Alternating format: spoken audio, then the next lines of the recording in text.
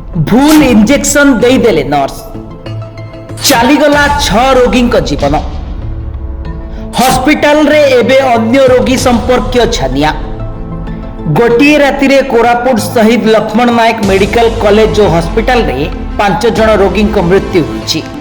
ICU surgery रे थिबा 3 रोगी मृत्यु होइथिबा बेले वार्ड रे थिबा 2 जन रोगी मृत्यु होइछि। सेहीपरि आज सकाळे मध्य आउ जणे रोगी मृत्यु होइछि। नर्स भूल इंजेक्शन देइथिबारु आईसीयू सर्जरी रे थिबा 3 रोगी जीवन जाइथिबा अभियोग आनिचंती रोगी संपर्कीय।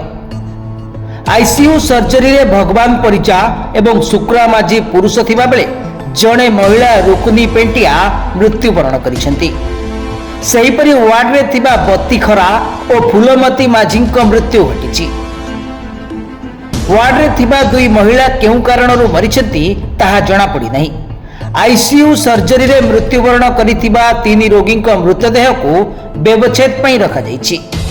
आज व्यवच्छेद हेले मृतदेह को परिवार लोकों को हस्तांतर कराजिबो बोली पुलिस कहिछि।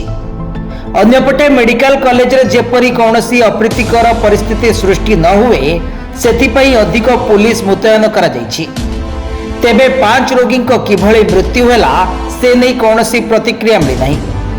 लगातार 6 रोगी मृत्यु पर हॉस्पिटल रे चिकित्साधीन अन्य रोगी संपर्क मनरे भी छनका पशिछि। ब्यूरो रिपोर्ट सर्वसाधारण न्यूज।